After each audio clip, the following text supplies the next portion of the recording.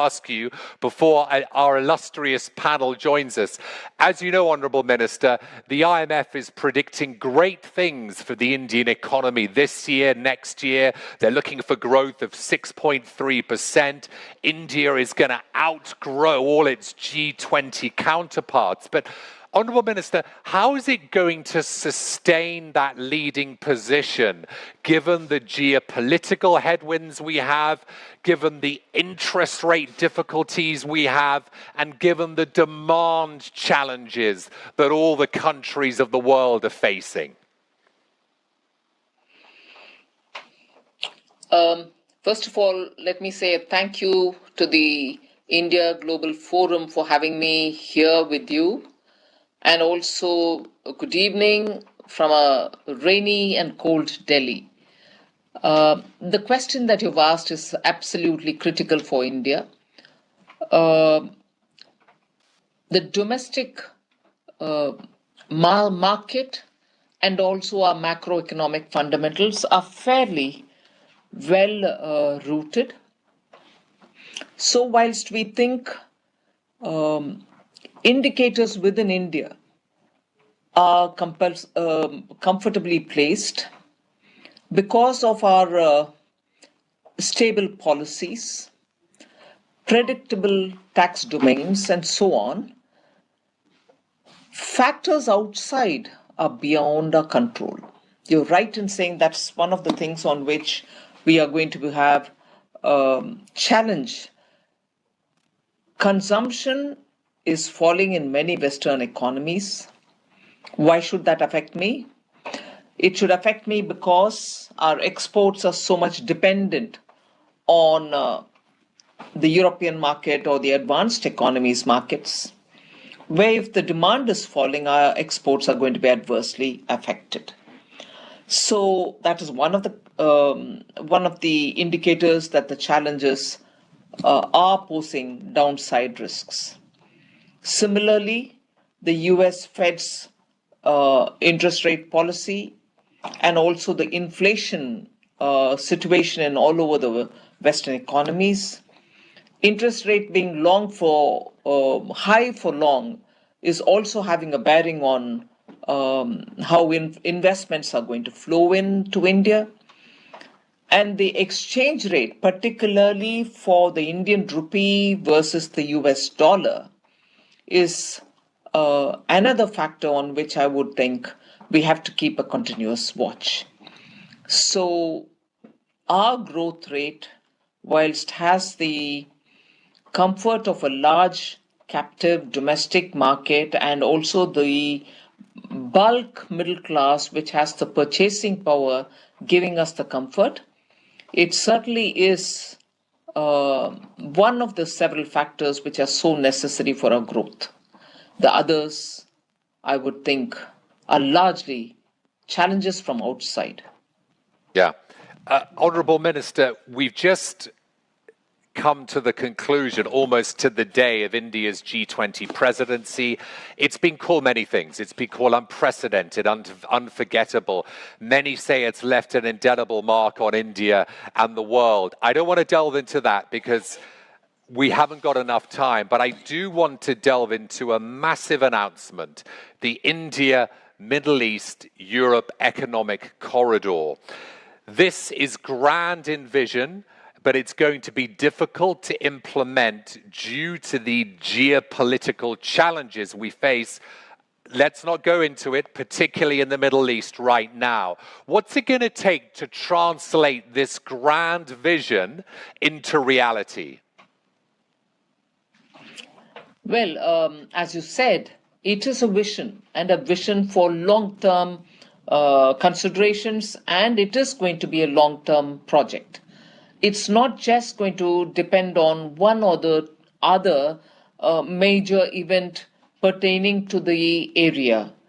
It is going to be pursued because India has a very good relationship with each of the Middle East countries. Now, I would just like to emphasize on how Prime Minister Modi has very carefully built this relationship over the 8 or 9 years that he's been in power. Take, for example, United Arab Emirates, with whom we have a very friendly and good relationship, mutual respect, and literally the chemistry which prevails between the leadership in both the countries.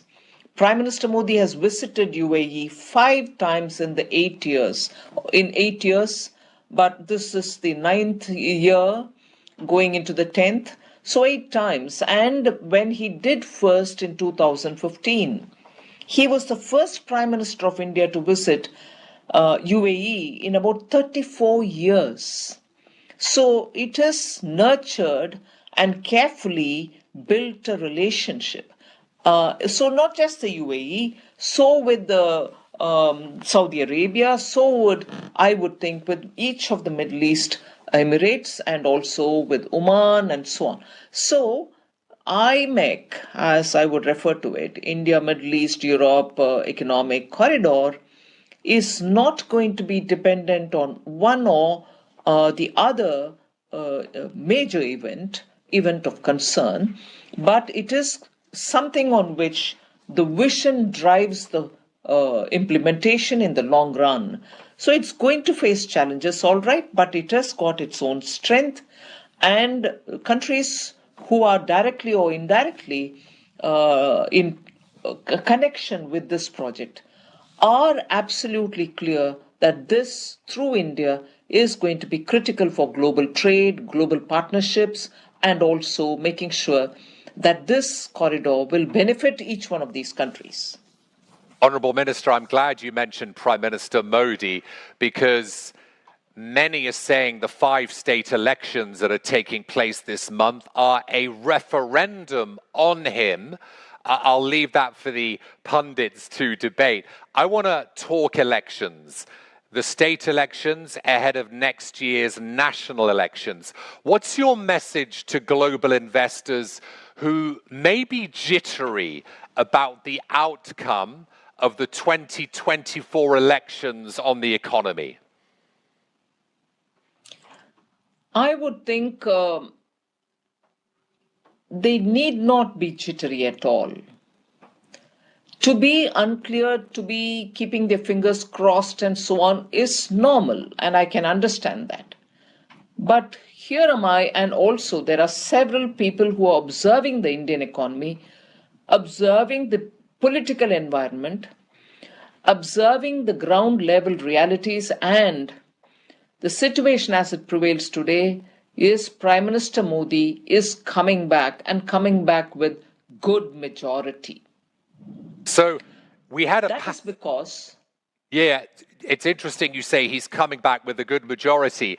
Earlier, Honourable Minister, we had a discussion calling keeping the black swans at bay. Would you say that Modi losing the election next year would be a black swan? No, I wouldn't put it at that at all. Because the 8 or 9 years today and the 10th year by the time we go to the election, to be fair, Indian voters, citizens who are eligible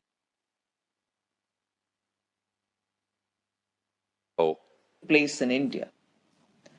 Not just a transformation on macro issues, not just a transformation on the way in which external affairs is handled, but in the daily lives of every Indian.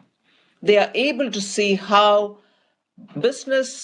conducting business or affairs of the government or the way in which government interacts with them are all now so citizen driven. Very many basic necessities which did not reach common citizens in far-flung areas. The metropolitan towns probably had it given to them earlier, but in the far-flung areas, you find the way in which the current government has implemented policies, has reached every citizen. So it is not as if this government has worked for one and not for the other. It has worked for everybody. Honourable Minister, I'd like to dispute that because there are concerns about job creation. Let's face it, the Indian economy, yes, it's growing, 6.3% projections for the next year or two. but it isn't growing fast enough to create jobs for the millions of people that need it. There's the big issue of youth unemployment. We can dispute whether it's 10%, 15%, 23%. It's big, and it's higher than its neighbors. Have you done enough to tackle youth unemployment? Are you doing enough to create the jobs that's needed for the millions to grow this economy? I'll give my answer on two different silos which relate to jobs. Both relate to jobs. One is the government positions, meaning working for the government of India, where in the last 1 year, literally every month, there is what is called as a Rozgar Mela, meaning a day-long event where jobs are, or the appointment letters are handed over to people who have got the jobs for positions in the central government. So they're government jobs. We've fixed a target by December this year. 10 lakh jobs will be given, and in the process every month giving jobs to the citizens in Government of India jobs has touched 8 lakhs already. So we will be taking it further, and by December completing the 10 lakhs that we have kept as a target. So filling up the positions which are government jobs, which are a job till you retire, that is, provided you keep up with your skills and everything else. There are no conditions otherwise attached. Security of the job, it prevails in the government sector. So that is one of the sides. The other is for those very poor trading people, or those who are street vendors, or people who run their own small businesses, MSMEs, micro and small and medium industries, are all given sovereign guaranteed jobs, meaning they do not, they can approach a bank, that is, and obtain loans from the bank, for some of them at concessional rate of interest, and for some others at prevailing market rate of interest, but for all of them with the sovereign guarantee provided. So they don't need to come with a fixed deposit in lieu of a guarantee, or a piece of land in lieu of a guarantee, and so on. So they're guaranteed by Government of India for the first loss, and then they're getting the interest subvented loans in some cases, and others general loan. But the idea behind this is to make sure people who want to do their own will have enough credit available for running their business, and in the process, if they grow, they can employ more people rather than look for a government job that cannot be for everybody available, and therefore self-employment has also been given a good lot of incentives and across the board in the country for a bulk of the population. Honourable Minister. So we have dealt with, so I want to jump in because I've only got another 2 minutes with you, and I want to be selfish and utilize them to the greatest extent before I bring my panelists on stage. As you know, we're in Dubai. We're super excited about COP28. What's on India's wish list for COP? What are you doing? What's India doing to ensure that COP isn't all talk and no action? Because we know it's been criticized as just being this grand talking shop which never results in any action. What are you doing as a nation to ensure that that doesn't happen?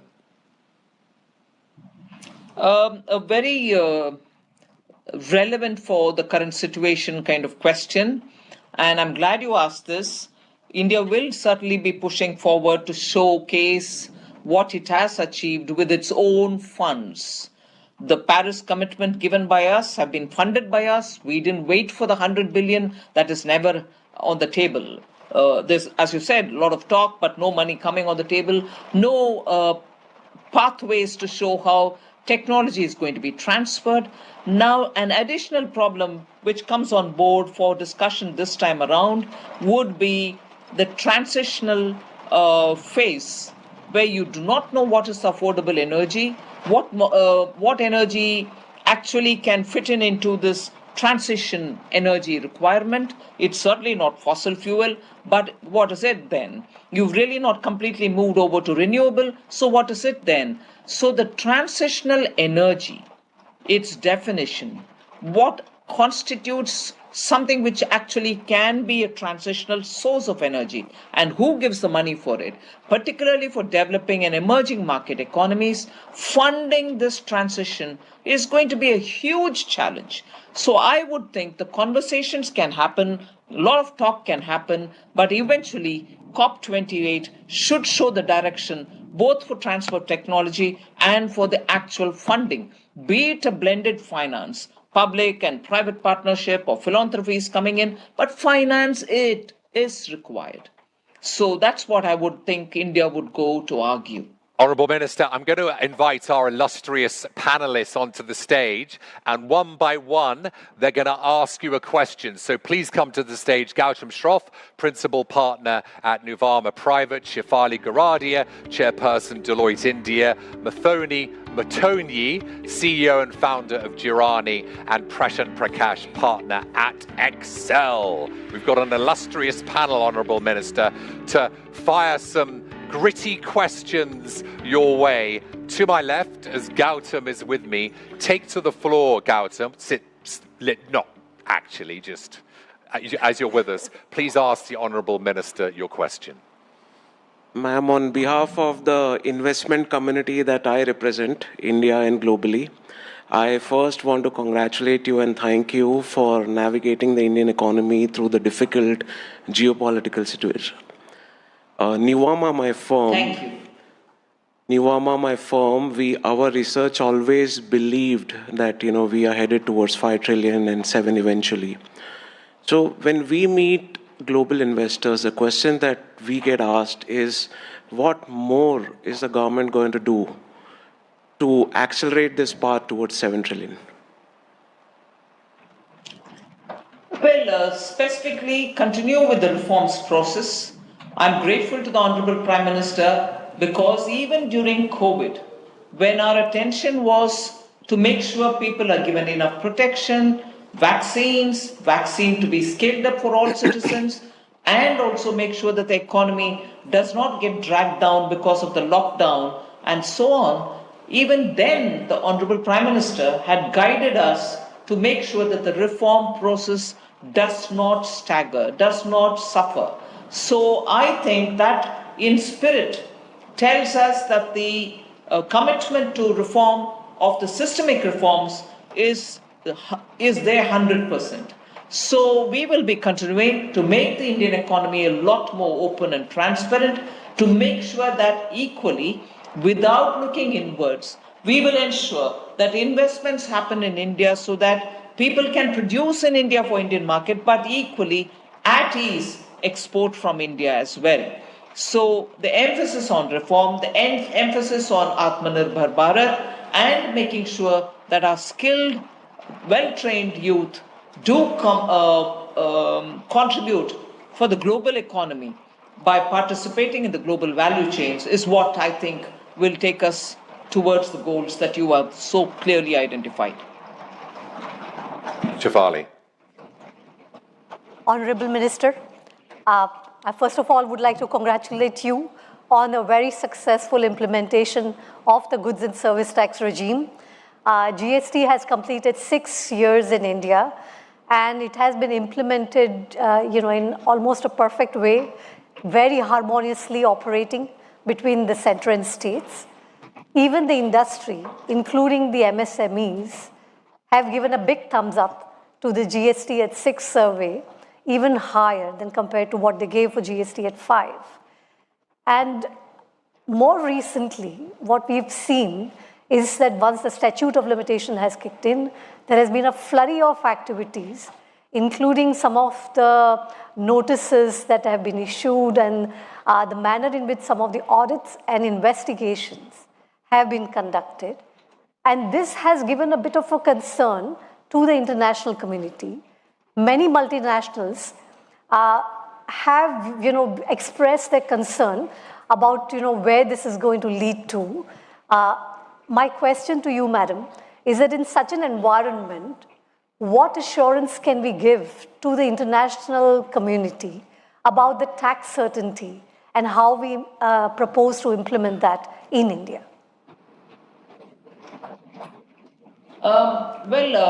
Thank you for observing how GST has settled on the ground and how it has made businesses feel at ease about the taxation, and how the GST Council, which I may add here, has worked as a very good example of center state and the federal structure that is highly honored through the GST Council.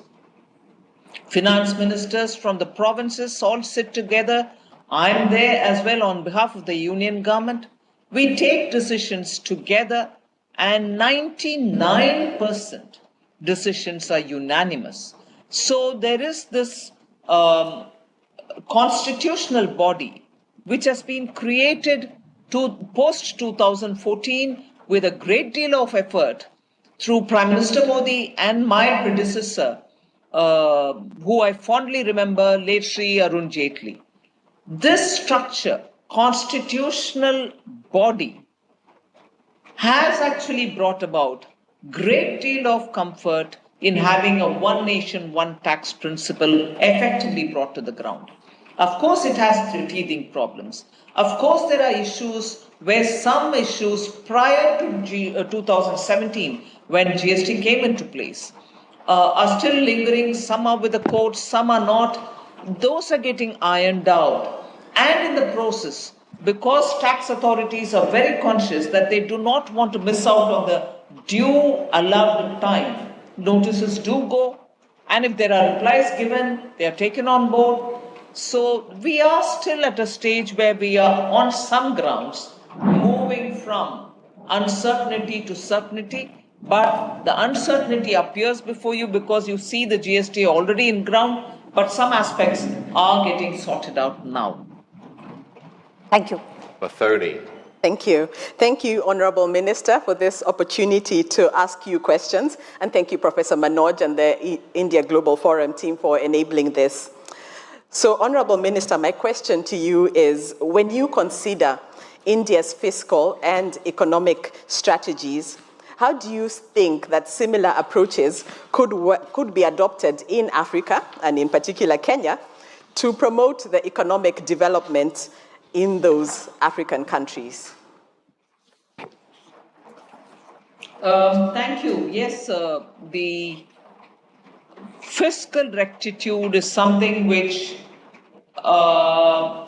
is not in your face, but it is certainly undercurrent in this government. So constant managing your fiscal affairs and complying to the FRBM Act, that is the Fiscal Responsibility and Budget Management Act, so that you're not going to be profligate with the finances, because public finance equally is to generate revenue, but also to manage your budget well in its structure, has been a priority of this government.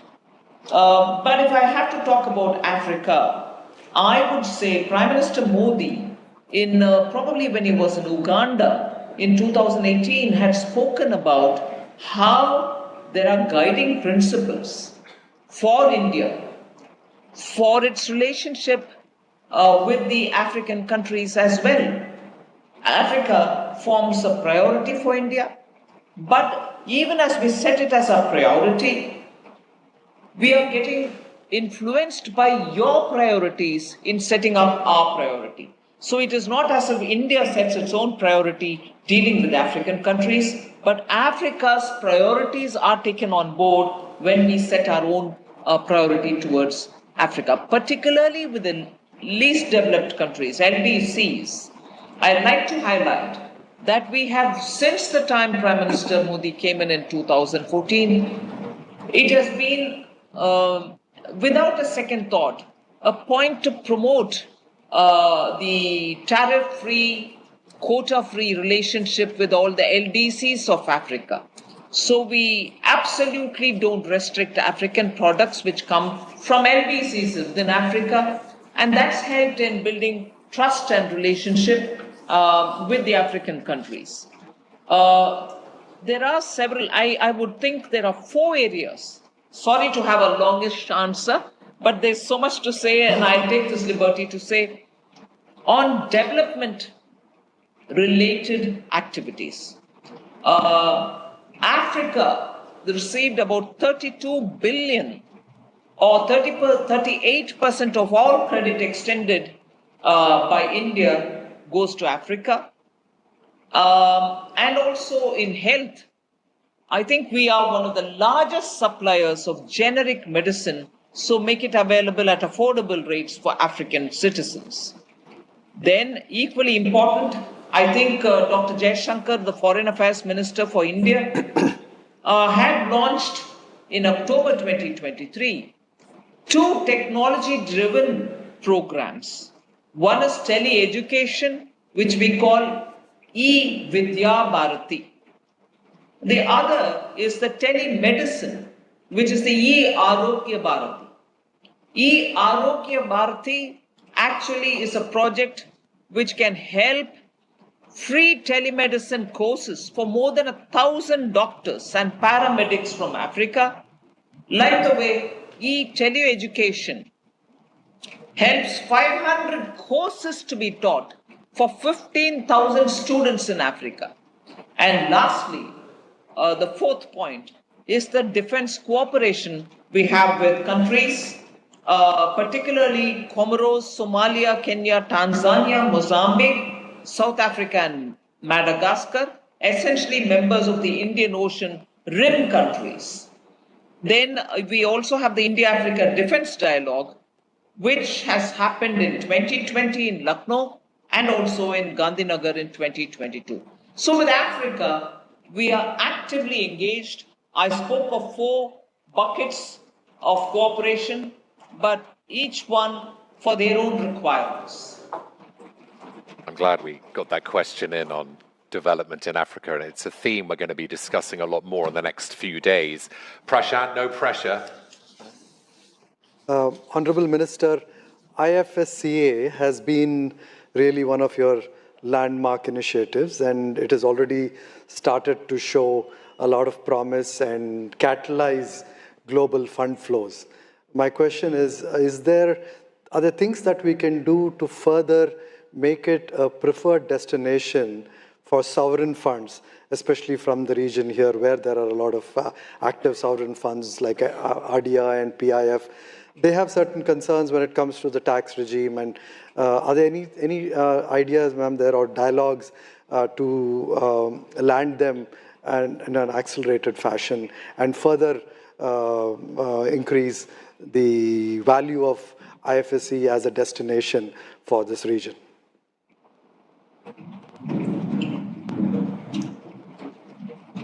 Good to see you here, Prashant. Most likely seeing you in Bangalore. Thank you, thank you.